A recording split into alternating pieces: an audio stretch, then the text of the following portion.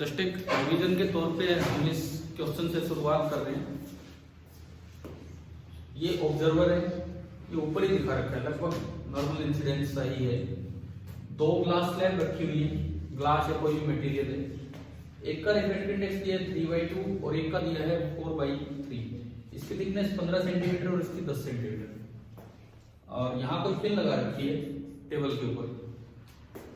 आपको ये बताना है first part, apparent separation between observer and pin, कि ऑब्जर्वर को पिन कहाँ दिखेगी, वो दूरी।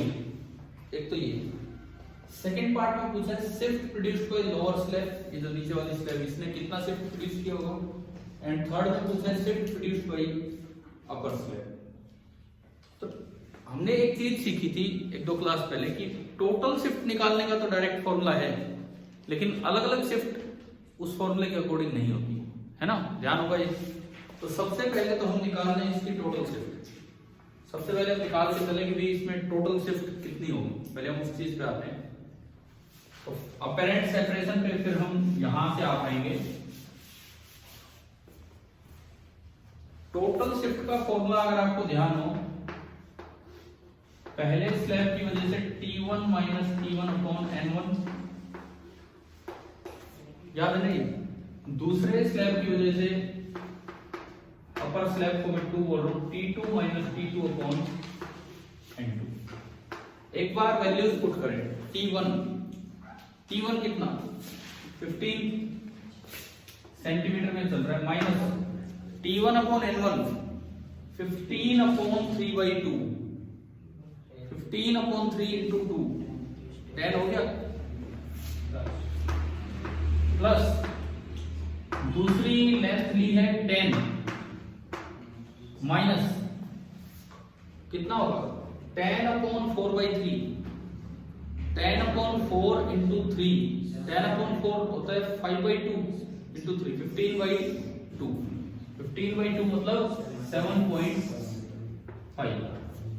तो पहले ये जो बन रही है वैल्यू 15 माइनस 10 5 सेंटीमीटर और ये 2.5। टोटल शिफ्ट आ गया 7.5 सेंटीमीटर। लेकिन क्या मैं ये बोल सकता हूं कि पहले के कारण 5 सेंटीमीटर शिफ्ट है? ना तो हम ये कह सकते हैं पहले के कारण 5 सेंटीमीटर और ना दूसरे के कारण 2.5। उस दिन सिखाया था ना ये, है ना। हाँ, ये श्योर है कि टोटल शिफ्ट कितना है 7.5। अगर टोटल शिफ्ट 7.5 हो गया तो अपैरेंट सेपरेशन कितना होता है 50 में से 7.5 घटा दो। तो अगर हम यहाँ पे अपैरेंट सेपरेशन लिखे, अपैरेंट सेपरेशन ऑब्जर्वर और पिन के बीच 50 माइनस 7.5 कितना आया 42.5। बहुत से बच्चे जैसे ये पार्ट तो कर देंगे, अगले दो पार्ट में दिक्कत हो जाती है। वो ये आंसर सेकंड का दे जाते हैं और ये आंसर थर्ड का दे जाते हैं, जबकि ये सच्चाई नहीं है ना। सिखाया था आपको कैसे निकालना है। चले हम सेकंड पार्ट पे। अब देखो सेकंड पार्ट देखो, फर्स्ट पार्ट हो गया टोटल शिफ्ट। अब एक चीज और हम कंपेयर करेंगे लास्ट में। हमें पता है लोअर स्लैब की शिफ्ट 5 नहीं आनी, अपर की 2.5 नहीं आनी, लेकिन दोनों का सम कितना आना चाहिए 7.5। तो ये चीज और कंफर्म करेंगे, ठीक है। टोटल शिफ्ट इतनी ही बननी चाहिए। मिटा दो क्या ये अगर फर्स्ट पार्ट हो गया तो, ठीक है। सेकंड पार्ट पे अब चलते हैं। सेकंड पार्ट में हमें निकालना है shift produced by lower slab.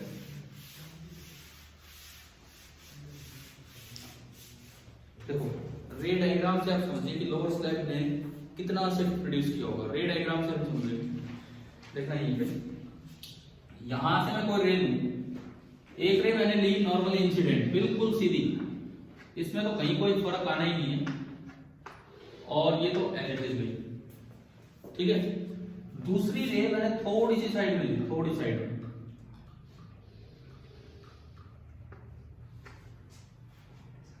एक बार यूं बताओ, इधर से इधर जब रे जा रही है तो डेंसर टू रेयर जा रही है कि रेयर टू डेंसर? कैसे होता है रिफ्रैक्टिव इंडेक्स देख के, है ना। यूं मत मानना जब भी बाहर निकलती है डेंसर टू रेयर, बाहर पता नहीं क्या है ये, है ना। तो आप अगर रिफ्रैक्टिव इंडेक्स देखो 3/2 कितना होता है 1.5 एंड 4/3 1.3। तो नीचे ज्यादा है और ऊपर कम है, यानी कि किधर बेंड होगी अवे फ्रॉम द नॉर्मल। तो इस पहली स्लैब ने इसकी हल्की सी बेंडिंग कर दी अवे फ्रॉम द नॉर्मल। सबसे पहले आप इस पे आओ और इस बेंडिंग की वजह से ये कहीं यहां नजर आएगा, समझ आ रहा है? मतलब ये जो बेस है ना, ये उठ के आपको यहां दिखेगा। ये जो बेस है, पिन तो उसके साथ साथ चलनी है, ये बेस उठ के यहां दिखेगा। और ये पहली शिफ्ट है जिसको मैं अगर नाम दूं S1, जो आपसे सेकंड पार्ट में पूछा गया, समझ आ गया? अब S1 कैसे निकालना है? यहां रिफ्रैक्शन हुआ है, यहां रिफ्रैक्शन हुआ है, तो NI कितना 3/2 और NR कितना 4/3। तो इस रिफ्रैक्शन के लिए, सेकंड पार्ट के लिए, इस रिफ्रैक्शन के लिए N रिलेटिव कितना होगा? NRE upon NR। NI कितना है 3/2 और NR कितना है 4/3। तो 3/2 अपॉन 4/3। N रिलेटिव कितना आ गया? अजी N रिलेटिव कितना आ गया? 9/8। N रिलेटिव आपका है 9/8। क्लियर है यहां तक? अब देखो मुझे निकालना है ये शिफ्ट कितना होगा। तो आप पहले इस सेपरेशन पे आओ भाई। यहां से रियल डेप्थ कितनी थी इस ऑब्जेक्ट की, बताओ? इसका बेस कितना नीचे था? इस सरफेस पे जहां रिफ्रैक्शन हुआ वहां से बेस कितना नीचे था? 15 सेंटीमीटर। लेकिन अभी ये बेस दिख यहां पे रहा है, अभी ये बेस अभी दिख यहां पे रहा है। तो ये T1 डैश, ये आपका T1 डैश। तो अगर मैं T1 डैश की बात करूं, T1 dash is equal to T1 upon N relative. जहां ये रिफ्रैक्शन हुआ है वहां से बेस की दूरी, कितनी है? 15 सेंटीमीटर। तो 15 centimetre divided by N relative 9/8। ये 8 ऊपर गया और ये 3 से कटा, 3 5 40/3 सेंटीमीटर। मतलब मेरे पास ये वाली दूरी आ गई, ये दूरी आ गई, ये T1 डैश कितना है 40/3। तो बताओ पहला शिफ्ट कितना हुआ S1, फर्स्ट स्लैब के कारण जो शिफ्ट है कितना होगा? 15 माइनस 40/3, 15 3 45, 5/3 सेंटीमीटर। क्या फर्स्ट स्लैब की वजह से शिफ्ट आ गया 5/3? जबकि आपने जो टोटल शिफ्ट निकाला उसमें तो पहले का 5 दिख रहा था ना हमें, वो ठीक है, पहले का 5 दूसरे का 2.5, टोटल 7.5 ही होगा। लेकिन क्या पहले की वजह से 5 का शिफ्ट है? पहले की वजह से तो कितना शिफ्ट है 5/3। क्लियर? किसी बच्चे ने, जैसे बोर्ड पे तो लिख ही दिया था मैंने आपकी क्लास शुरू होने से पहले सवाल, किसी बच्चे ने निकाल लिया था ये आंसर आ गया था, ठीक है, और टोटल वो भी आ गया था, ठीक। अब आते हैं shift produced by upper slab. ये देखते हैं shift produced by upper slab. इधर चलते हैं। देखो अपर स्लैब के लिए ऑब्जेक्ट ये है, अपर स्लैब के लिए ऑब्जेक्ट ये जा रहे हैं यहां से। तो अपर स्लैब के लिए रियल डेप्थ ये होगी, ये समझ में आ रहा है क्या? अपर स्लैब के लिए रियल डेप्थ ये होगी और ये रे कुछ अब तो एयर में निकल रही है, तो और भी किधर बेंड होगी? और भी अवे फ्रॉम द नॉर्मल जानी। यहां क्यों ले गए थे अवे फ्रॉम द नॉर्मल? क्योंकि ऊपर वाले का रिफ्रैक्टिव इंडेक्स कम है इससे। अब क्यों ले गए ऊपर? तो और भी कम है, एयर है। अब देखो आप, अब अगर आप नीचे की तरफ आते हो, थोड़ा ज्यादा हो गया, इतना भी बेंड नहीं होगा, इसमें कहीं आना चाहिए।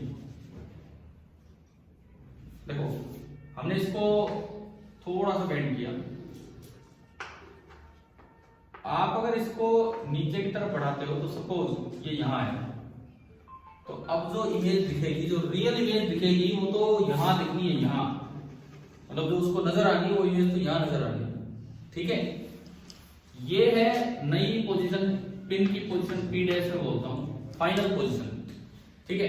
अब देखो दूसरे के कारण रियल डेप्थ तो है ये, और दूसरे के कारण जो अपेरेंट डेप्थ है वो है ये, और जो शिफ्ट होगा S2 वो होगा ये।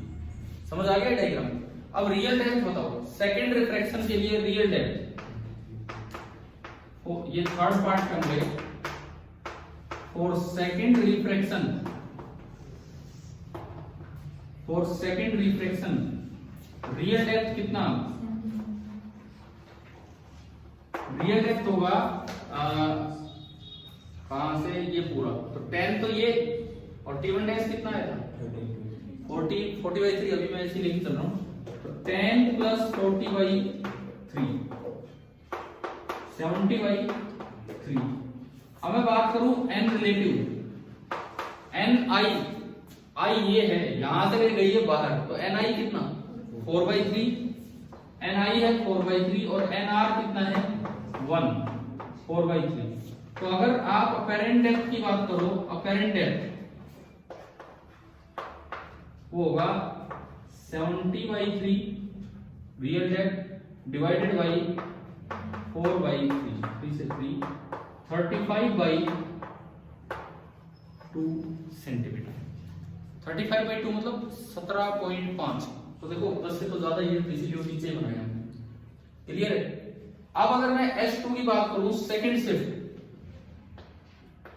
Real depth minus apparent depth, real depth कितना है 70/3 माइनस अपेरेंट डेप्थ 35/2, एलसीएम आया 6, 70 into 2 140, 35 into 3 3 5 15 108।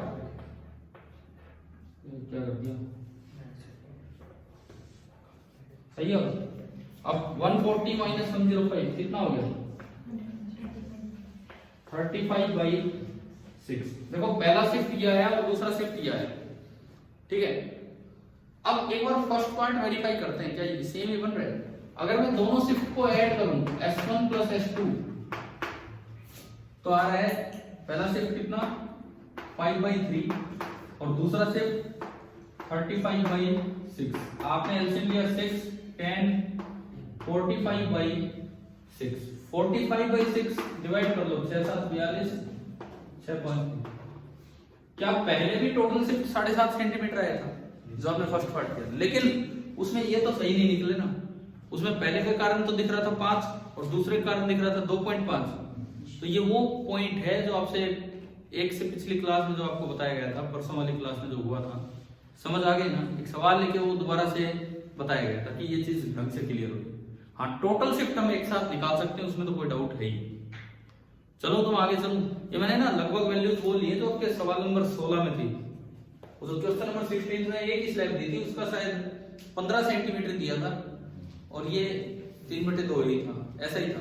मैंने तो बस उस पर एक और स्लैब रख के और आपको 3 पार्ट लिख के दिए थे कि भाई ये आप करके दिखाओ, ठीक है। असल में मैंने तो 6 बजे लिख दिया क्योंकि बच्चे पहले आ जाते हैं, तो मुझे लगा कि शायद देख भी लेंगे, कहीं आ भी लेते, लेकिन ध्यान नहीं जा पाए इधर ना बोर्ड की तरफ। कोई नहीं, ऐसी कोई बात नहीं है। चलो मैं आगे बढ़ूंगा। हम थे अपने TIR पे, ये तो उससे पिछली क्लास का काम है। अब हम थे TIR पे, वो देखते हैं। आप अगर ये देखना हो ना स्टार्टिंग से आगे समझ आ गया, इसे देख लेना। जब से सोल्व करना स्टार्ट किया रिकॉर्ड किया है।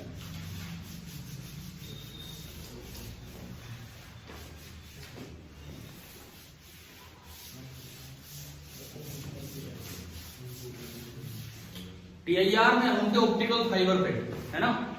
और ऑप्टिकल फाइबर में एक चीज हमने देखी थी कि एक्सेप्टेंस एंगल निकाल दिया था। तो sine of acceptance angle is equal to √n denser square minus n rare square, है ना।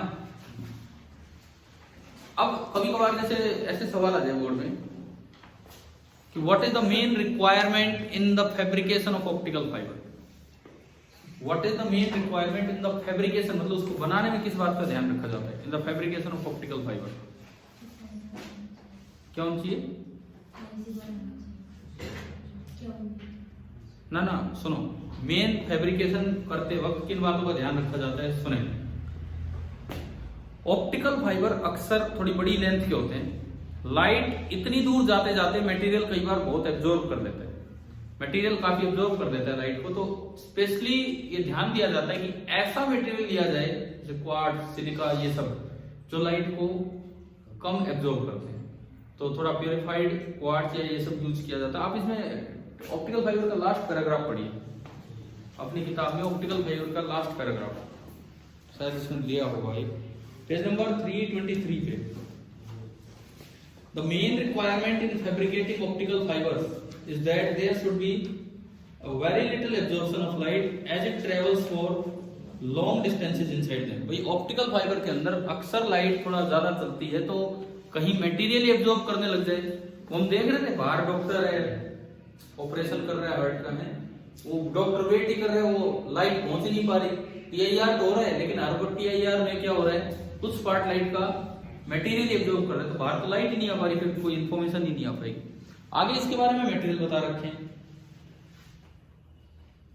This has been achieved by the purification and special preparation of material such as quartz. Quartz को purify करके ये बनाया गया है। इन silica glass fibre में it is possible to transmit more than 95% of light over a fibre length of 1 kilometre. ये काफी ज्यादा है, ये काफी ज्यादा है। आप अपनी कोई ग्लास विंडो देखोगे, ये आगे लिखता है शायद ये चीज, आप कोई ग्लास विंडो, घर की ग्लास विंडो देखना, उसमें से भी लाइट पूरी पार नहीं होगी। और थोड़ी ज्यादा मोटी ग्लास विंडो लेंगे तो वो लाइट दिखती है और खत्म हो जाती है, इस तरह का काम होता है। तो 1-1 किलोमीटर तक लाइट ट्रेवल कर रही है। ये होलो पाइप थोड़ी है, कल पढ़ाया था कि बीच में तो बल्कि और भी डेंसर मीडियम है, होलो थोड़ी है कि आराम से लाइट चले।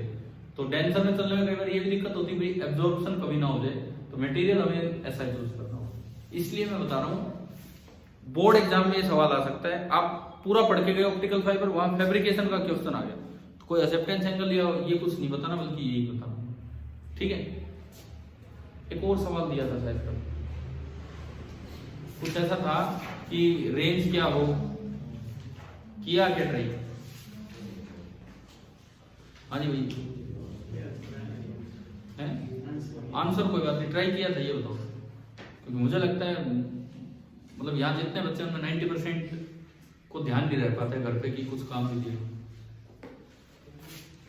यार एक सवाल ये दिया था कि एक थिन ट्रांसपेरेंट रोड है,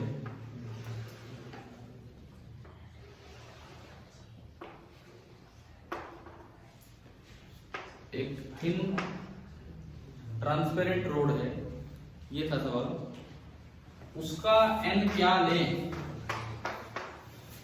ताकि किसी भी एंगल पे अगर आप रे उसमें इंसर्ट कर लें, कितना ही एंगल बढ़ा दें, कम में तो दिक्कत ही नहीं, सीधी डालोगे तो रे निकल ही गया, कोई प्रॉब्लम ही नहीं है। कितना ही आप एंगल ले लीजिए, यहां से जो रे इंसिडेंट होगी ना, जो अंदर जाएगी वो इधर से बाहर ना निकले, केवल और केवल अगले फेस से बाहर निकले। कितने बच्चों ने ट्राई किया ये? तो बस 2 भैया, ये तो फिर काम ही नहीं चलेगा इससे। मैं उस दिन भी एक सवाल दिया, बोले हाँ दिया था, याद नहीं रहा, ऐसा ही फिर दोबारा हो गया। कैसे याद कैसे रहेगा? मैं वो होमवर्क डायरी लिखवाने लग जाऊंगी, भाई आज ये काम दिया है इसमें करके लाओ। इससे ना ये पता लगता है कोई खास इंपॉर्टेंस नहीं है इस क्लास की, भाई ठीक है बस चलो अगले दिन फिर आके बैठ गए, इतना तो हम काम ही नहीं दे रहे आपको। क्या कल ट्राई कर लोगे होता भाई? कोई मैं नहीं करवा रहा, फिर आज डिस्कस 2 दिन, 1 दिन और रुक जाओ भाई, ठीक है। कल ट्राई करके लाएंगे ना ये काम। सवाल ये है कि what should be the range of values of N so that any ray incident at one flat face should emerge out from the second flat face, not from the curved face। Clear? और बाहर क्या लेना था आपको? बाहर तो आपको air ही लेना। थोड़ा भाई ध्यान रखो यार, ये सवाल करना है आपको, है ना। कल करते हैं डिस्कस। आज अगर आधी क्लास में भी किया होता तो हम अभी करते हैं डिस्कस, लेकिन आप करके नहीं ला रहे हो। चलो अब PIR से थोड़ा आगे बढ़े। एक सवाल और भी दिया था, क्वेश्चन नंबर 17, वो आ गया था ध्यान से, वो दिया। अच्छा चलो कोई नहीं, आप एक बार पढ़ के देख लो यार, नहीं किया घर से फिर आज कर लेना। केवल पढ़ के देख लो कि सवाल में क्या है, किस तरह का है। क्वेश्चन नंबर 17 देखो, फिगर वही ऑप्टिकल पाइप दिखा रखे वैसा ही, ठीक है। लाइट पाइप बोल दिया, ऑप्टिकल फाइबर ही है।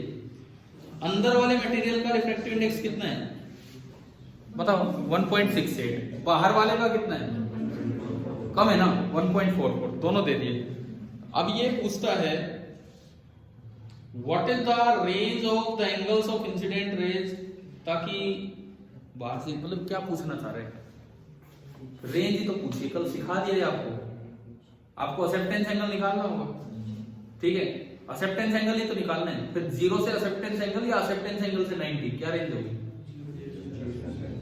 0 से एक्सेप्टेंस एंगल, 0 वाली रे तो सीधी जाएगी, उससे कम लोगे तो ये आर भी कम होगा, तो वो ज्यादा होगा, वो आईसी से बड़ा होगा, एक्सेप्टेंस एंगल तक जाते जाते वो आईसी जितना होता है, और उसके बाद तो फिर रे यहीं से निकलने लग जाती है। अब बताओ क्या करोगे ये ट्राई, साइन थीटा ही तो निकालना है, हो सकता है आप एंगल ना निकाल पाए तो भाई साइन इनवर्स में आंसर रखो अपना, ठीक है। और अगले में क्या है, what is the answer if there is no outer covering. अब अगर बाहर से कवरिंग हटा दी तो क्या फर्क क्या हो जाएगा, बाहर का जो एन आर है वो कितना मानना होगा 1, तो पूरा क्वेश्चन प्योरली एक्सेप्टेंस एंगल पे बेस्ड था। अब अगर आपके सीबीएसई बोर्ड एग्जाम में क्वेश्चन आ जाए और बाई चांस दोनों पार्ट आ जाए, 3 नंबर में आ जाए, तो आपको पहले वो प्रूव करके दिखाना चाहिए, समझ गए, 2 पार्ट है 2 नंबर तक है, कोई दिक्कत नहीं, आप सीधा फॉर्मूला लगाओ, 3 नंबर में आ जाए तो भाई इतना भी कॉमन एनसीईआरटी में तो फॉर्मूला दे नहीं रखे, तो इसलिए आपको पहले वो एक बार ये मान के चलो 1 नंबर उस प्रूफ का भी हो सकता है, करोगे टीआईआर वाला काम तो। चलिए, तो ये हमारा टोटल इंटरनल रिफ्लेक्शन, ये काम पूरा होगा, मतलब हमने पढ़ लिया रिफ्लेक्शन एट प्लेन सरफेस, ये चीज हम पढ़ चुके हैं, रिफ्लेक्शन एट प्लेन सरफेस हमारा बिल्कुल कंप्लीट हो चुका है। अब इसके बाद शायद स्टार्ट होता है आपका अगला काम, रिफ्लेक्शन कहां पे, स्फेरिकल सरफेस पे, कर्व्ड सरफेस पे रिफ्लेक्शन। ये वाला बार बार जैसे बोर्ड पेपर में भी प्रूफ के तौर पे आ जाता है। पहले तो मैं फॉर्मूले की तरफ चलूं, क्या है देखिए, कर्व्ड सरफेस पे रिफ्रैक्शन का क्या मतलब है, जैसे मान लो ये है, ये कोई एक ट्रांसपेरेंट डेंस मैटर है,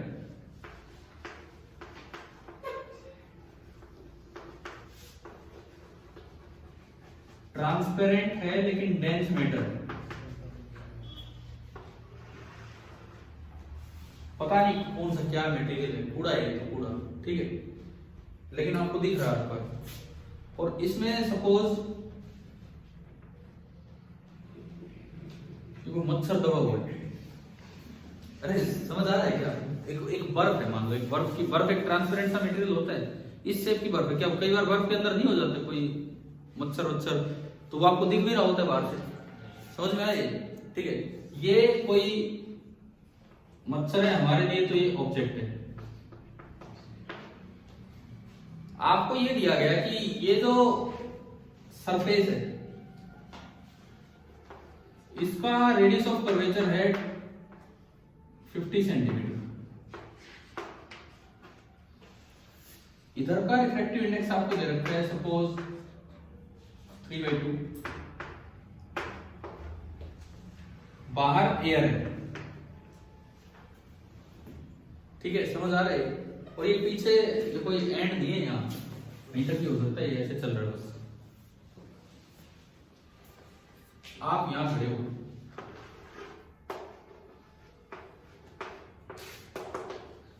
आपको ये बताना है, आप यहां से 15 सेंटीमीटर की दूरी पे हो, और ये ऑब्जेक्ट जो है, ये ऑब्जेक्ट यहां से मान लो 10 सेंटीमीटर की दूरी पे, आपको ये बताना है कि आपको ऑब्जेक्ट कितनी दूर नजर आ रहा है, क्या रिफ्लेक्शन एट कर्व्ड सरफेस बन गया कि नहीं, मतलब मैं तो आपको बता रहा हूँ कैसे सवालों में कहाँ यूज हो सकती है चीज, क्या बन गया रिफ्लेक्शन एट कर्व्ड सरफेस, कैसे, यहां से एक रे सीधी आएगी, एज इट इज आएगी, एक रे यूं चल के आपने नॉर्मल बनाया, नॉर्मल कहां से बनेगा, इसका रेडियस कितना है 50, ये तो 10 ही है, मान लो ये 50 सेंटीमीटर हो गया,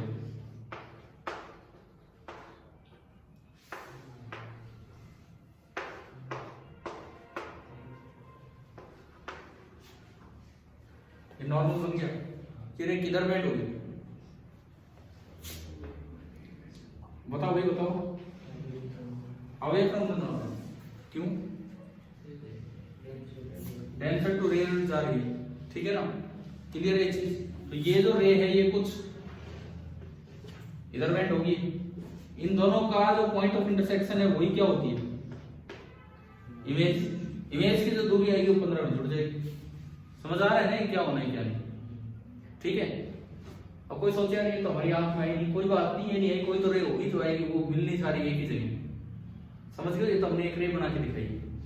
अब कैसे निकालें, इसके लिए क्या फॉर्मूला होता है पहले तो ये बताओ, अगर ध्यान है तो बुक में ही देखना पड़ रहा है। देखो सुन लो, नहीं भी याद है तो ये तो बड़ा इंपॉर्टेंट फॉर्मूला होता है, पहले सुनिएगा। ये फॉर्मूला होता है N2/V minus N1/U is equal to N2 minus N1/R। पहले आप ये बताओ, क्या ये पढ़ा हुआ लग रहा है फॉर्मूला? है ना, ये कुछ ध्यान थोड़ा बहुत। कितने बच्चों का फॉर्मूला ध्यान आ रहा है कि ये था एक अपना 12th का ही फॉर्मूला है? लाइन ही साफ पड़ी है यार, हद होगी भाई। मतलब ये लॉकडाउन का बहाना हो रहा है, क्या हो रहा है, क्यों ध्यान ही नहीं आ रहा? अमन नहीं आया यार, नहीं आया। अच्छा ये याद आ रहा है, एक फॉर्मूला था 1/V minus 1/U equal to 1/V, ये कैसे याद आ गया? वो तो इससे निकलता है, पहले तो ये अप्लाई होगा तब जाके वो आएगा। लेंस तो इसका बाद की एप्लीकेशन है। ये है रिफ्रैक्शन एट स्फेरिकल सरफेस का। देखो ध्यान से सुनो, आपके सीबीएसई एग्जाम के लिए बहुत इंपॉर्टेंट फॉर्मूला, इसका प्रूफ भी बार बार आ जाता है एग्जाम में। प्रूफ पे हम चलेंगे, पहले एक बार देखे तो सही क्या है ये, और इवन मैंने शुरुआत सवाल से की है कि कैसे सवाल में अप्लाई होगा, ठीक है। देखते हैं हम। N2 क्या चीज है? दूसरे मीडियम का रिफ्रैक्टिव इंडेक्स, जिधर लाइट रिफ्रैक्शन के बाद गई है। N1 पहले मीडियम का, U position of object, V जो निकलेगी पोजीशन ऑफ इमेज, R क्या चीज है? X coordinate of centre of curvature of surface interface. अब पॉजिटिव डायरेक्शन कौन सी लेनी होती है, क्योंकि प्लस होगा माइनस होगा, ये भी तो देखना है। सुनो ध्यान से, ये कर्व है, ये आपकी इंटरफेस है ना। इंटरफेस का मतलब common face between two media. भाई इधर तो ये है और इधर एयर है, तो ये कॉमन फेस बन गया। रे किधर से आ रही है, किस साइड से? उस साइड से, तो ये डायरेक्शन पॉजिटिव ली जाएगी और इसको माना जाएगा ओरिजिन। ओरिजिन मतलब 0 0, वाई एक्सिस कहीं भी हो, है ना। और यहां से आगे ये वाली direction positive x axis. Object कहां है? पीछे, तो उसका कोऑर्डिनेट u नेगेटिव होगा कि पॉजिटिव? ओरिजिन से पीछे गया तो u नेगेटिव होगा कि पॉजिटिव? नेगेटिव। कितना? -10 सेंटीमीटर। u आपका होगा -10 सेंटीमीटर, ठीक है। उसके बाद N1 बताओ, N1 इधर से रे जा रही तो N1 ये कितना है? 3/2।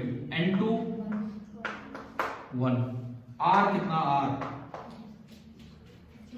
15 -50। इसका सेंटर पीछे है, यहां है सेंटर, तो उसका कोऑर्डिनेट कितना होगा? -50। समझ गए ना, इतनी इजी गलतियों से क्या होगा, पूरा सवाल ही गलत हो जाएगा। R आपका कितना आया?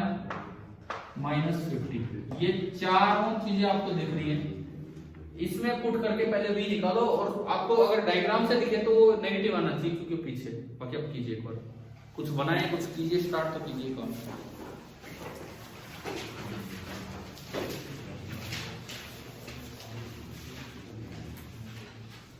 मतलब आपको पूरा नहीं बनाना, आप कम से कम अप्लाई करके देख लो कि क्या भी आ रहा है।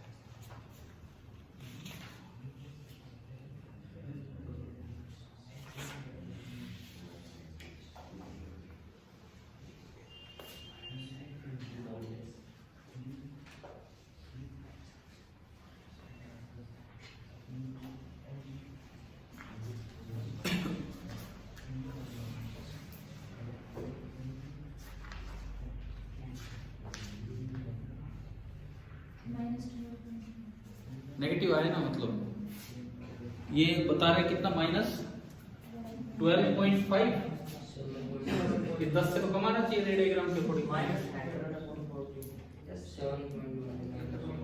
-100/14 आ रहा है क्या जो? ठीक है, -100/14 मतलब -50/7, नियरली -7। बताओ यार, बाकी बच्चे भी आ गए हैं ना? तो यहां से जब आप इसमें विद साइन पुट करनी है, एक चीज n2 कितना 1, v मुझे निकालना है, n1 कितना 3/2 और u कितना है -10, तो प्लस का हो गया और 20, n2 n1 3/2 -1 1/2 और वो है -50, तो 1/100 हो गया -1/100। समझ n2 n1 तो ये प्लस हो जाएगा, समझ गए हो? n2 n1 1 -3/2 -1/2 ये हो गए। यहां से आप कैलकुलेट करोगे तो आपका v नियरली आ रहा है -7 सेंटीमीटर। आगे कोई नहीं, अभी आ गया समझ, ठीक है। v नियरली -7 सेंटीमीटर, क्लियर है? तो ये हमें दिख भी रहा है, ये डायग्राम इसीलिए बनाया जाता है ताकि कोई गलती हो भी जाए कैलकुलेशन में तो हम रीचेक कर लें। अब ये 7 आ गया, तो बताओ ऑब्जर्वर से कितनी दूर है वो? 22, यही तो पूछा इन्होंने, 15 और 7 22। कई बार ये सवाल ऐसे भी दिया जाता है कि जो सामने एक ऑब्जेक्ट दबा हुआ है वो ऑब्जर्वर को 22 सेंटीमीटर दूर दिख रहा है, तो बताओ ऑब्जेक्ट यहां से कितना पीछे, तो उसमें फिर v दे रखा है और क्या निकालना होगा, पहचान जाओगे ना इस तरह से सवाल, ठीक है? मतलब ये फॉर्मूला बड़ा इंपॉर्टेंट है, क्योंकि बच्चे मिरर फॉर्मूला पढ़ जाते हैं, वो तो इस साल चलो सिलेबस से हटा दिया बोर्ड ने, लेंस फॉर्मूला पढ़ जाते हैं। लेंस से पहले बेसिक ये है, लेंस में तो दो कर्व सरफेस आएंगी, या एक प्लेन एक कर्व, यहाँ तो पहले यही एक कर्व का फॉर्मूला तो हम सीखें क्या है, क्या अप्लाई करना सभी को आ गया, कैसे अप्लाई करना है। अब इसका प्रूफ भी उतना ही इंपॉर्टेंट है, बोर्ड में बार बार आता ही रहता है इसका प्रूफ, ये वाला जो फॉर्मूला है। इवन यूं लिखा आता है प्रूफ के साथ कि आप कॉनकेव सरफेस लीजिए और रे लेके जाइए rarer to denser, convex surface लीजिए डेंसर टू रेयरर, कुछ भी इस तरह की इंफॉर्मेशन दी जाएगी, उसके साथ आपको रे डायग्राम बनाना है। तो चलें इसके प्रूफ पे, एक आधा केस लेके देखते हैं, कोई भी केस।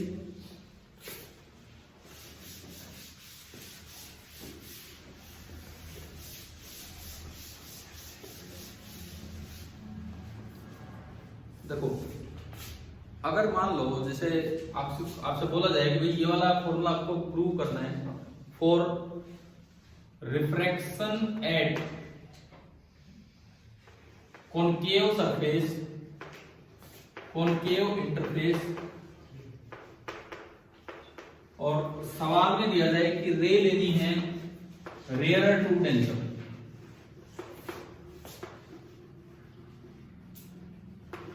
समझ आ रहा है ना, मतलब कुछ भी वो दे सकते हैं, क्वेश्चन में इंफॉर्मेशन गिवन होगी। मान लो ऑब्जेक्ट इधर दिया, ये तो आगे वाली डायरेक्शन पॉजिटिव बनी, कैसा इंटरफेस लेना है, कॉनकेव, ये होगा कॉनकेव और ये कैसा होगा कॉन्वेक्स। ऑब्जेक्ट की साइड से देखना है, अभी पिछले सवाल में ऑब्जेक्ट उधर बनाया था, अब ऑब्जेक्ट की साइड से देखना है, तो भाई ये हमने बना दी इंटरफेस। समझ आया? ये आपने इंटरफेस बनाई, जहां भी जैसी भी होगी कहीं भी इसका सेंटर होगा, कहीं भी इसका सेंटर होगा, क्लियर? ये कैसा मीडियम लेना है, इधर रेयरर और इधर डेंसर।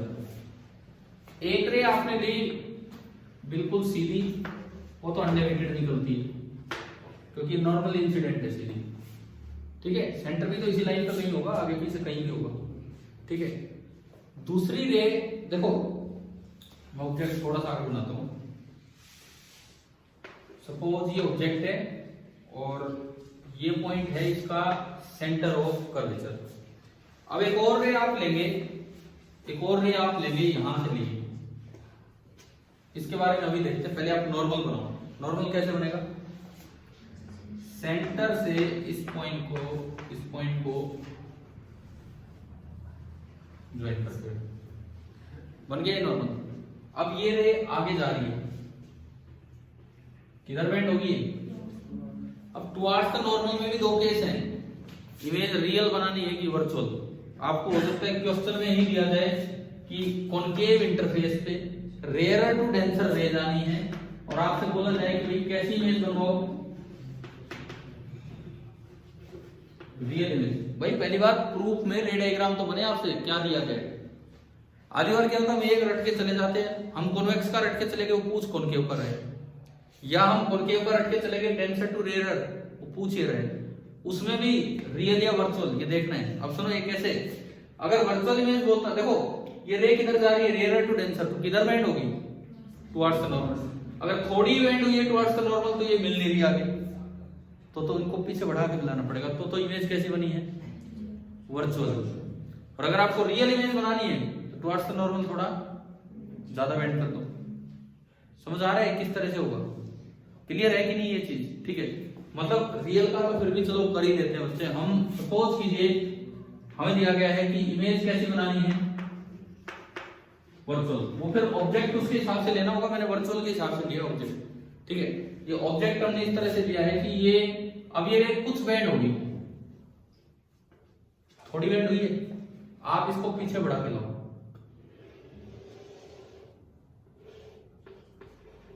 ये क्या बन गई? इमेज।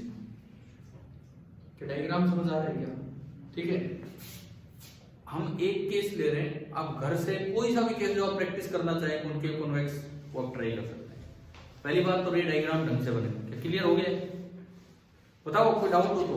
प्रूफ हम किसी से भी कर लेंगे, कोई दूसरा रे डायग्राम बना के दिखाऊंगा, इसी को आगे बढ़ाए। बताओ, प्रूफ तो एक जैसे हैं, दूसरा रे डायग्राम बनाऊंगी, इसी को आगे बढ़ाओ। चलो ठीक है, अब सुनिए, ये जो पॉइंट है, सबसे पहली बात हम जो फॉर्मूला निकालते हैं n2/v - n1/u, ये सब पैरेक्शियल रेज के लिए वैलिड होते हैं। पैरेक्शियल रेज मतलब पैरेक्शियल और मार्जिनल दो तरह की रेज होती है। पैरेक्शियल रेज वो जो इस पोजीशन से बहुत ज्यादा ऊपर तक इंसिडेंट नहीं है, जिनके लिए angle of incidence, angle of reflection छोटे होते हैं। मार्जिनल रे जो ऊपर तक जाके इंसिडेंट हो रही है, समझ गए? तो हम ये एज्यूम करके चलते हैं कि I and R are small, means कहीं भी साइन आई टेन आई आएगा, उनको आप नियर द आई लिख सकते हो, ऐसी बात है। ठीक है, अब ये देखो, इस रे पे ध्यान दीजिए, इस रे का एंगल ऑफ इंसिडेंस कहां है? ये नॉर्मल दिख रहा है आपको? नॉर्मल के साथ ये जो बनेगा, ये क्या बनेगा? इसका एंगल ऑफ इंसिडेंस। और नॉर्मल के साथ ये और जो छोटा सा एंगल बनेगा, ये क्या बनेगा? Angle of reflection. क्या आई और आर दिख रहे हैं? दो छोटे छोटे एंगल। ठीक है, ये एंगल आपका हो गया आई और वो एंगल आपका हो गया आर। क्लियर है यहां तक? आप जस्ट ये प्रूफ करने के लिए तीन एंगल मान के चलो, अल्फा, बीटा, गामा, और चीज कोई सा ही केस आ जाओ, आप ये याद कर लो भाई, मेरे को ऑब्जेक्ट वाली लाइन का एंगल अल्फा मानना है, सेंटर वाली लाइन का बीटा और इमेज वाले का गामा। कहीं कैसे डायग्राम बने, ये बना दिया हमने, अल्फा बीटा गामा। ठीक है, अब क्या करो, यहां से एक परपेंडिकुलर डालो, ये पॉइंट है ऑप्टिकल सेंटर बोल दो, पी पॉइंट बोल दो, पोल बोल दो, इस तरह से। ठीक है, ये पॉइंट है ए, ये पॉइंट है बी, और अगर ये पैरेक्शियल रे है तो ये पॉइंट थोड़ा नीचे होगा, और अगर एक पॉइंट नीचे होगा तो बी पॉइंट बिल्कुल पी के पास होगा, तो B is equivalent to P. Paraxial rays के केस में B is equivalent to P. Clear? अब मुझे फॉर्मूला लाना है n2/v - n1/u = n2 - n1/r। तो अब क्या करो, क्या करना है हमें, सुनिए, अल्फा, बीटा, गामा, इनकी वैल्यूज पहले लेके आओ डिस्टेंसेस की टर्म्स में। डिस्टेंसेस की टर्म्स में क्यों? ये ऑब्जेक्ट है, इसका कोऑर्डिनेट u0, सेंटर का कोऑर्डिनेट r0, इमेज का कोऑर्डिनेट v0, और ये ओरिजिन और आगे पॉजिटिव है, तो अगर मैं u लिखूं तो u इज -po। समझ लो, ओरिजिन से इतना पीछे, समझ में आ रहा है? P ओरिजिन है हमारा। अगर मैं R लिखूं, R इज -PC, समझ आ रहा है क्या? तो V बताओ कितना होगा? -PI। समझ आया ना? ये V आपका हो गया -PI। क्या तीन चीजें समझ आ गई हैं? मतलब अगर मुझे लेंथ की जरूरत पड़े तो पीओ है माइनस यू, क्योंकि यू खुद नेगेटिव है, पीसी है आर, और टी आई कितना है आर दी माइनस आर, और टी आई कितना है माइनस बी। हर बार ये माइनस के साथ नहीं आएंगे, अलग अलग केस आएंगे तो उनमें कोई पॉजिटिव कोई नेगेटिव ऐसे बनते चलेंगे। ठीक है, मैंने जानबूझ के वर्चुअल वाला लिया है, ये मान लो कि वर्चुअल वाले में घबरा जाते हैं बच्चे कई बार, कहाँ इमेज है कहाँ नहीं। रियल वाले में क्या उधर मिला के आगे क्लियर दिखता रहता है, लेकिन ये ध्यान से सीखिए आपको। क्या इतनी बात आ गई समझ में? अब अगला काम क्या करना है, इस जगह आप स्नेल्स लॉ करो, इस जगह बताओ क्या इक्वेशन बनेगी, इधर पहला मीडियम n1 और उधर दूसरा मीडियम n2, क्या इक्वेशन बनेगी Snell's law, n1 into sin I is equal to n2 into sin R। ठीक है, लेकिन पैरेक्शियल रे के लिए आई और आर बहुत ही छोटे हैं, तो साइन आई को आप आई लिख सकते हो और साइन आर को आर, तो ये बना n1 into I is equal to n2 into R। इसको छोड़ो, ये मैंने बना दी इक्वेशन नंबर। अब मुझे आई और आर निकाल के लाने अल्फा बीटा गामा की टर्म्स में, ताकि ये रिलेशन अल्फा बीटा गामा में है, और फिर मैं अल्फा बीटा गामा को डिस्टेंसेस में लेके जाऊंगा। पहले आई और आर निकाल के लाऊं अल्फा बीटा गामा की टर्म्स में, थोड़ा ज्योमेट्री का यूज करके और कुछ नहीं। Exterior angle is equal to sum of two interior opposite angles, तो अल्फा कितना होगा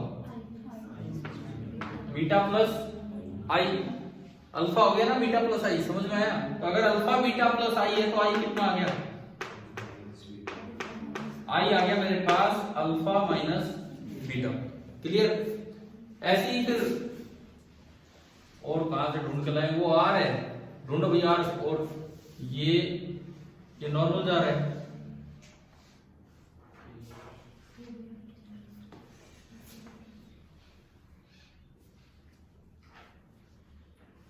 ये जो नॉर्मल है, ये जो नॉर्मल हमने बनाया है ये यूं गया है, ये रे थोड़ा सा बैंड हुई थी, ये पीछे की तरफ आ रही है, तो नॉर्मल ये एंगल है क्या, vertically opposite angle.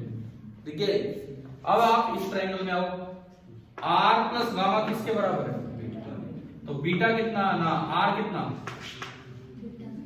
Beta minus gamma. समझ आया? समझ आ रहा है क्या करना है, आई और आर को अल्फा बीटा गामा में लाके उसमें पुट कर दो, चाहे कोई सा केस का प्रूफ हो, ये करना है। तो हमने इसमें पुट किया n1 into I, और I कितना है alpha minus beta is equal to n2 into R, और R कितना है बीटा माइनस गामा। बीटा की टर्म एक साइड करो, अल्फा और गामा एक साइड, तो ये आपका बना n1 alpha plus n2 gamma is equal to n2 beta plus n1 beta, n2 beta plus n1 beta. क्या ये समझ आ रहा है? देखो ये रिलेशन यहां से देखने बहुत जरूरी है। ये एंगल आपका था एंगल ऑफ इंसिडेंस, कहां गया, कौन सा था, ये आपकी जो रे बनी है, ये वाली रे, उसका नॉर्मल के साथ जो एंगल है वो आई है, तो आई और बीटा मिलके कितना दे रहे हैं अल्फा, तो आपका आई कितना होगा अल्फा माइनस बीटा। फिर आप आगे गए, ये रे यहां से गई और कुछ टुवार्ड्स द नॉर्मल बेंड हुई और ये पीछे की तरफ बढ़ गई, कुछ टुवार्ड्स द नॉर्मल बेंड हुई पीछे की तरफ बढ़ गई।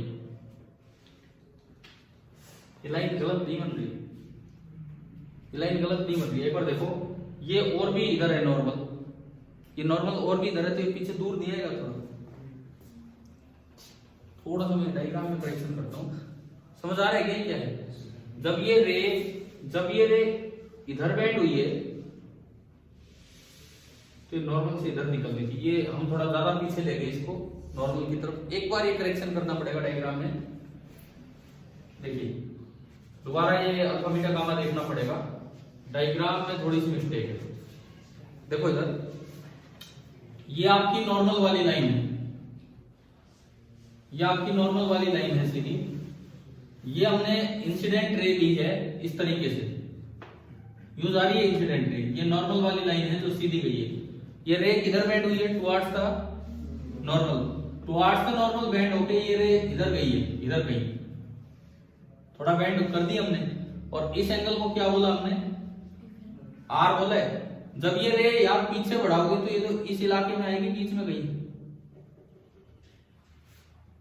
ठीक है। वो हमने गलती से वो और भी पीछे बना रखी थी, ज्योमेट्रिकली ये गलती थी। तो ये आपकी पोजीशन आई होगी, ये जो V0 है, ये जो V0 है ये यहाँ होगा V0। बाकी कोई दिक्कत नहीं है, अल्फा बीटा गामा पे ध्यान देना होगा हमें, अल्फा बीटा गामा पे। इधर देखिए, ये अल्फा, ये बीटा, और ये क्या बोला था हमने, गामा। अब देखो, अब ध्यान से सुनो, ये पूरा एंगल आई है, तो बड़ी वाली ट्रायंगल में देखो, alpha is equal to beta plus I, alpha is equal to beta plus I, तो आई कितना हो गया, अल्फा माइनस बीटा। हमने पहले आई कितना पुट किया, इतना ही पुट किया, समझ आ रहा है। अब आर ढूंढ के लाओ, ये एंगल आर है, ये एंगल आर है, तो क्या ये भी आर होगा, बन रहे ना यार, समझ में आ रहा है। अब देखो, gamma is equal to beta plus R, gamma is equal to beta plus R, तो आर कितना हो गया, गामा माइनस बीटा, जबकि हमने पहले पुट क्या कर रखा उसमें, बीटा माइनस गामा। अच्छा, मुझे अंदाजा कैसे हुआ कि ये गलत चल रहा है, ये बताओ।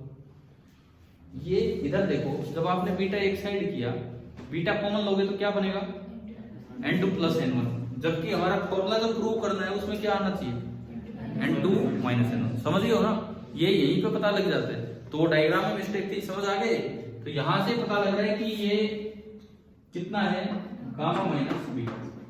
चलो, ये तो हमारी गलती हुई, कई बार जानबूझ के गलतियां पढ़ाते समय की जाती, कई बार, अभी तो गलती से हुआ था, कई बार जानबूझ के बच्चों को सिखाने के लिए कि भाई अगर आप ये मिस्टेक कर जाओ तो यहाँ पे पकड़ लिया करो इस चीज को। समझ में आ रहा है ना क्या है, ठीक है। अब क्या n2 माइनस n1 बन पा रहा है, आप इसको उधर ले जाओ, उधर ले गए, ये क्या है, माइनस n2 बीटा और प्लस n1 बीटा बन जाएगा अब तो, ठीक है। यानी कि हमारी इक्वेशन बनी n1 alpha plus n2 gamma, क्या क्या क्या क्या क्या, माइनस n2 गामा। अच्छा हाँ ठीक है, कोई नहीं, n1 alpha minus n2 gamma is equal to minus beta आपने कॉमन ले लिया, और अंदर क्या बचा, n2 माइनस n1। देखो, कोई सा भी प्रूफ आ जाए, कोई सा भी प्रूफ, इस केस में हर बार क्या करना है, पहला काम डायग्राम सही बनाना होगा, ये तो गड़बड़ी हो जानी है। आप ये याद कर लो कि ये जो रे बनाओगे, ऑब्जेक्ट से चलने वाले एंगल को अल्फा बोल देंगे, सेंटर वाले को बीटा और इमेज वाले को गामा। यहां स्नेल्स लॉ लगा के साइन और साइन को इग्नोर कर देंगे, फिर आई और आर निकाल के लाएंगे अल्फा बीटा गामा में। उससे कुछ ऐसा बनना चाहिए कि एक साइड n2 माइनस n1 हो गया। अब मुझे अल्फा बीटा और गामा को डिस्टेंसेस में लेके चलना है, कोऑर्डिनेट्स में, तो उसके लिए मैं tan alpha tan beta tan gamma का यूज करूंगा, तभी ये कोऑर्डिनेट्स मिलेंगे। इधर आओ, तीन ट्रायंगल आपको दिख रही है, tan alpha tan beta tan। इस लेंथ को क्या दिक्कत है भाई आदित्य, क्या दिक्कत है, मुझे तो नहीं सुनाई दे रहा है कोई बोल रहा है, तो आप क्यों देख रहे हो उधर, इधर क्यों देखते हो। सुनो, मान लो ये लेंथ x है, बताओ tan अल्फा कितना है, x by bo, bo is nearly bo, tan alpha है x by bo, bo is nearly po and po is minus u। तो इसका मतलब tan alpha is equal to x upon minus, वो tan कहां गया, small angle है तो ये गायब हो गया। लेकिन आपको थोड़ा लिख के दिखाना है, मैंने तो सीधा लिख दिया, आपको थोड़ा लिख के दिखाना होगा। पहले tan अल्फा दिखाएंगे, अगर एग्जाम में, बोर्ड एग्जाम में प्रूफ आए तो, उसके बाद फॉर स्मॉल एंगल, और ये भी बोलना होगा कि b और p नियर द इक्विवेलेंट, तो यार ठीक है। ऐसे आप बताओ tan beta x upon BC, BC is nearly PC, और BC कितना है माइनस R, तो ये हो गया x upon minus R। tan gamma x upon PI, BI बोलो कि PI बोलो, और वो कितना है इस पर्टिकुलर केस में माइनस B। क्या आपके पास अल्फा बीटा गामा तीनों आगे कहां पुट करने हैं, तीनों वहां पुट करने हैं हमें उसमें, ठीक है। तीनों अगर हम इसमें पुट करते हैं तो n1 इंटू अल्फा, अल्फा की जगह माइनस एक्स बाई यू, तो minus n1 x by U, minus एक लगा है, गामा, गामा की जगह minus X by V, minus minus plus हो गया N two X by V is equal to minus beta, minus minus plus हो जाना है एक्स बाई आर और N two minus N one. X common आके cancel हो गया, X common आके कैंसिल होती है, देखो पॉजिटिव टर्म में N two by V minus N one by U is equal to N two minus N one upon R. ये board में यार 3 नंबर तक का क्वेश्चन डायरेक्ट आता है, प्रूफ आ जाता है इस तरह से। क्या समझ आ गया है कि नहीं? ठीक है, अगर समझ आ गया है तो आप एक करके दिखाओगे, इसको नोट मत करो, इसको नोट मत करो। किसी को देखना हो तो यार ये मैं वीडियो लेक्चर डाल भी रहा हूँ आपके लिए, आप देख लेना कैसे किए। आप एक करके दिखाओ। दूसरा आप लीजिए कॉन्वेक्स इंटरफेस लीजिए, कॉन्वेक्स ये वाला इंटरफेस, ऑब्जेक्ट इधर होगा, ये वाला इंटरफेस आपको लेना है, ठीक है। और रेयर टू डेंसर ही लीजिए,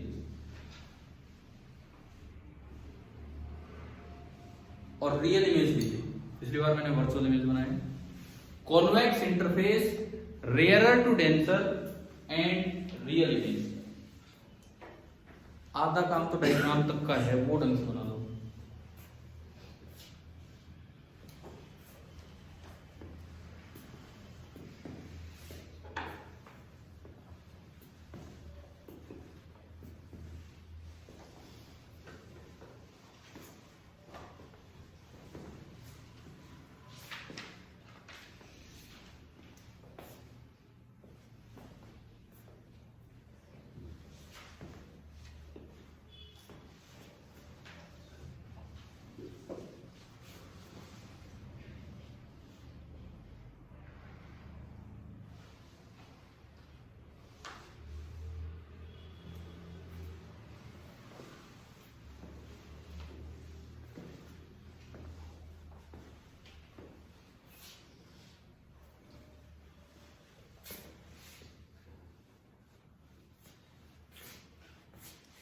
डायग्राम बन गया।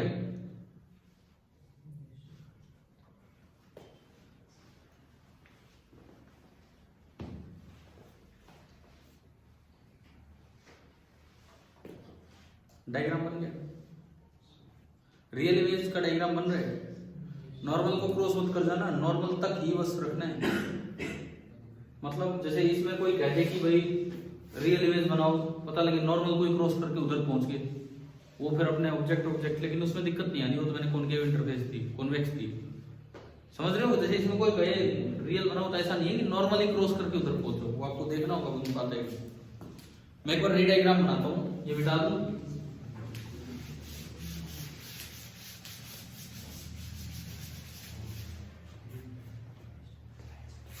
कॉन्वेक्स इंटरफेस लेनी है,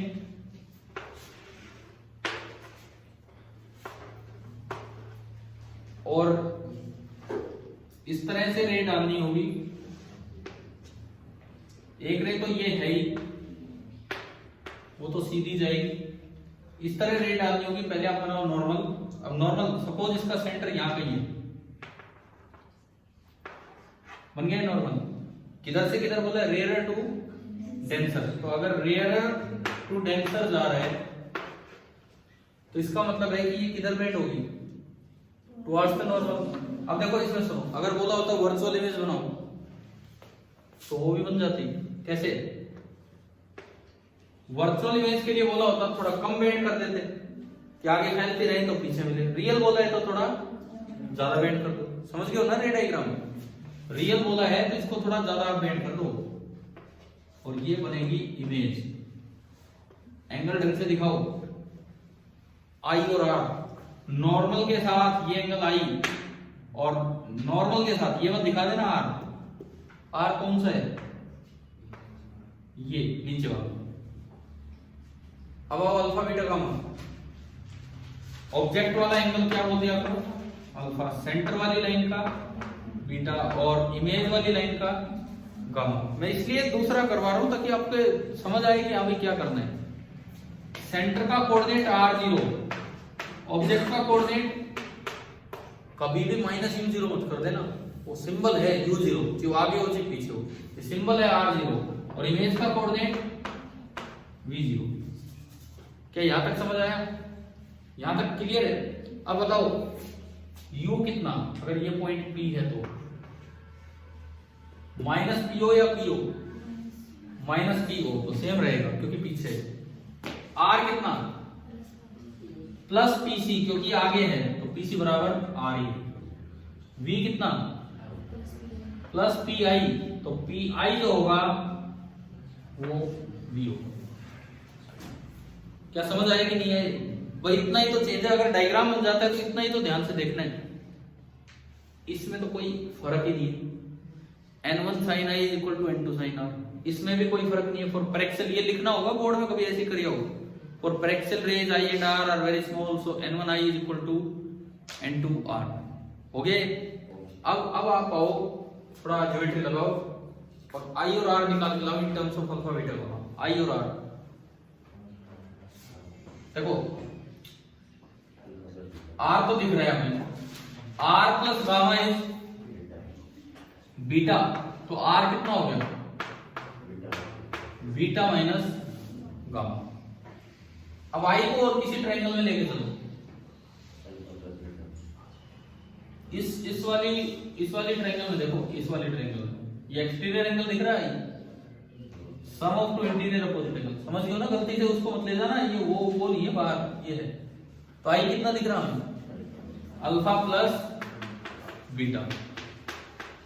इन दोनों को एक बार उसमें पुट कर देते हैं, तो I की जगह तो आया अल्फा प्लस बीटा और R की जगह आ रहा है बीटा माइनस गामा।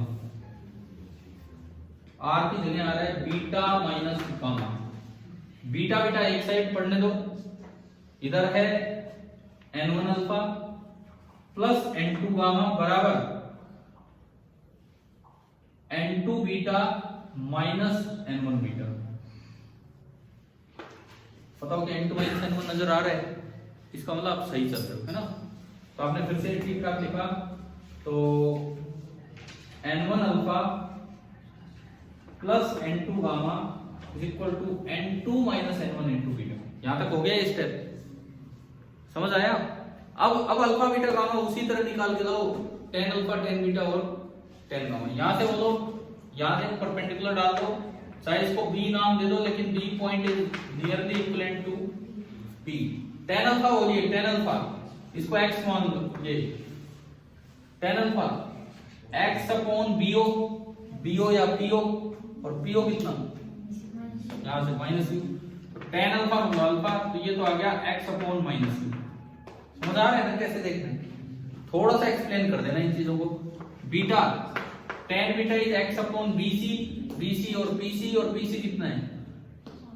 R, और tan बीटा को बीटा लिख दो, तो ये आ गया x बाई R।